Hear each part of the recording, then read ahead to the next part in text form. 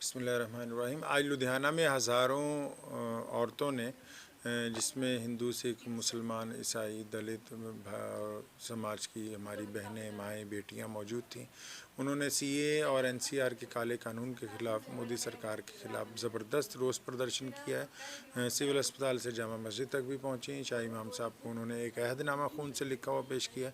हम ये कहना चाहते हैं केंद्र की सरकार को कि वो ज़िद्दबाज़ी छोड़ के मुजाहिरीन से बात करें और वो अपने ही देश के लोगों के ऊपर ज़ोर ज़बरदस्ती करने की बजाय देश के अंदर ये जो देशव्यापी आंदोलन जो चल रहे हैं, इनसे बात करके इस गतिरोध को ख़त्म करने की कोशिश करें। हट धर्मी के ऊपर अगर रहेंगे तो इससे कोई मसला हल होने वाला नहीं है।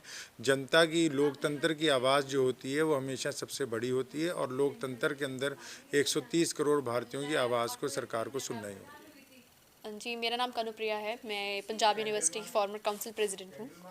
और जिस तरीके से इस समय में एनआरसी और सीए का एक कहर जो है वो मुस्लिम माइनॉरिटी को आइसोलेट करने के लिए मोदी शाह लेके आते हैं, वो बहुत ही अच्छे तरीके से लोग उसको आंसर कर रहे हैं अपने कट से, अपने रोज़ से, अपने मुजाहरों से।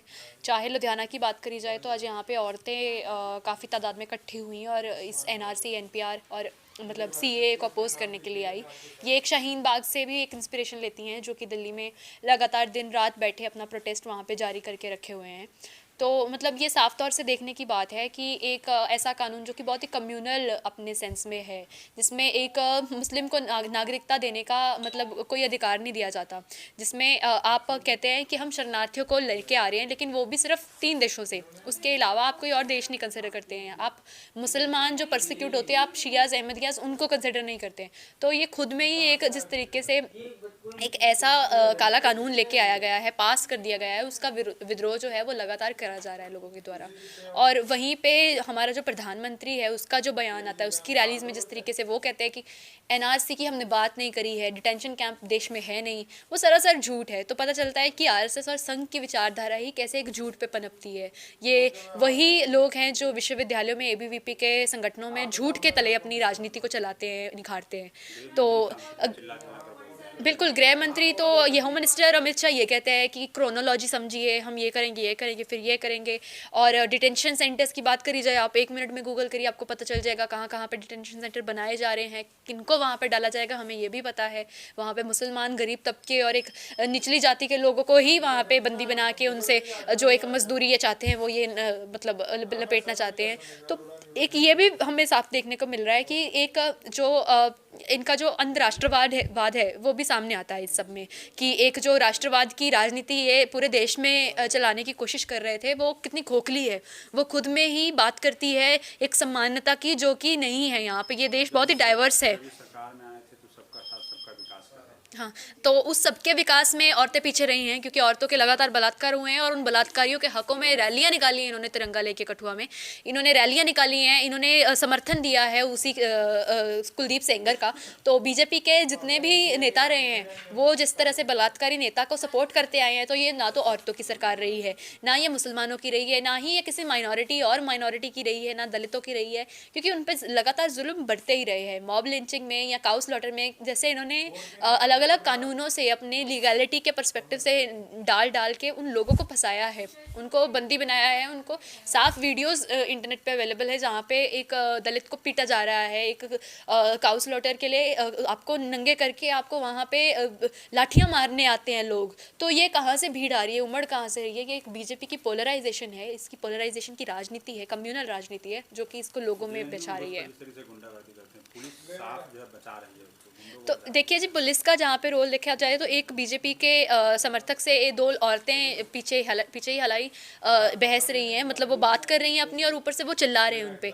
तो वो पुलिस के पास भी नहीं जा पाती, क्योंकि वही पुलिस के साथ वो चाय पीने बाद में बीजेपी के समर्थक बैठते। तो ऐसे में पुलिस किसके साथ है वो भी साफ है। जब जेएनयू में हमला होता है और जिस तरीके से पुलिस तब भी गेट के बाहर ही खड़े रहती है, हमें पता चलता है, क्योंकि ये पुलिस तब तो बिल्कुल कोई नोटिस नहीं देखती जब जामिया में गोलियां बरसाती है, जब वो लाठियां लेके जाती है, जब वो लाइब्रेरी में हमला करती है, जब जामिया जामिया के स्टूडेंट्स को मतलब बंदी बनाती है, तो इनको पता है कि जामिया में पढ़ने वाले स्टूडेंट्स कौन हैं। और वहीं पे JNU में विद्यार्थियों पे जो ये हमला कॉन्शियस तरीके से कराया गया, इनके व्हाट्सएप ग्रुप सामने हैं, RSS के फ्रेंड्स, ये वो ग्रुप हैं जहाँ पे बात करी जाती है कि कैसे पीटना है, कैसे लड़ना है। एसिड लेके आती हैं, इनकी खुद की छात्र नेता एक टीवी के मतलब शो पे बोलती हैं कि उन्होंने सेल्फ डिफेंस के लिए एसिड यूज़ कर रही थी। तो ये एसिड से बंद, हथियार बंद पहुँचे हैं वहाँ पे, अपना गुंडों को लेके पहुँचे हैं। तो जब अक्सर क्या होता है कि आप ये जो बीजेपी रहे हैं ये और ये जो RSS की राजनीति है, ये झूठ बोलती रही है, बड़े बड़े झूठ बोलती रही है, बेटी बचाओ बेटी पढ़ाओ, सबका साथ सबका विकास, ये लगातार ऐसे झूठ देती रही है।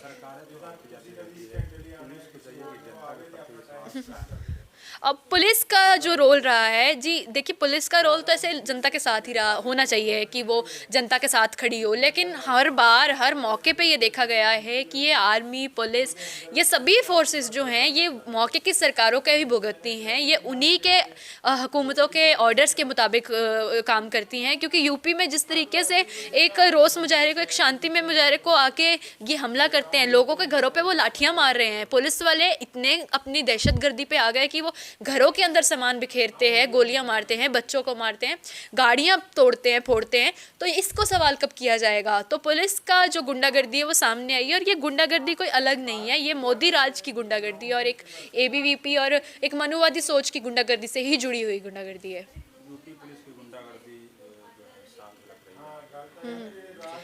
मतलब यूपी में योगी आदित्यनाथ की ही लीडरशिप जिस तरीके से लगातार अपने मंचों से ऐसी मतलब घटिया विचारधारा प्रचारती रही है, इस तरीके से मुसलमानों की औरतों के ऊपर कमेंट करती रही है, ऐसी बातें करने वाली सरकार से हम क्या उम्मीद रख सकते हैं, उनकी पुलिस से क्या उम्मीद रख सकते हैं? तो ये सारी फोर्सेस है, ये लगातार लोगों के प्रोटेस्ट को, लोगों के संघर्ष को कुचलने की कोशिश करते रही हैं, लेकिन लोग नहीं रुकेंगे, ना ही वो थम रहे हैं, चाहे शाहीन बाग है, चाहे पंजाब है, चाहे विद्यार्थी हैं। मिलत टाइम्स की वीडियोस देखने के लिए यहाँ क्लिक करके सब्सक्राइब करें और हाँ, बेल आइकन जरूर दबाएं।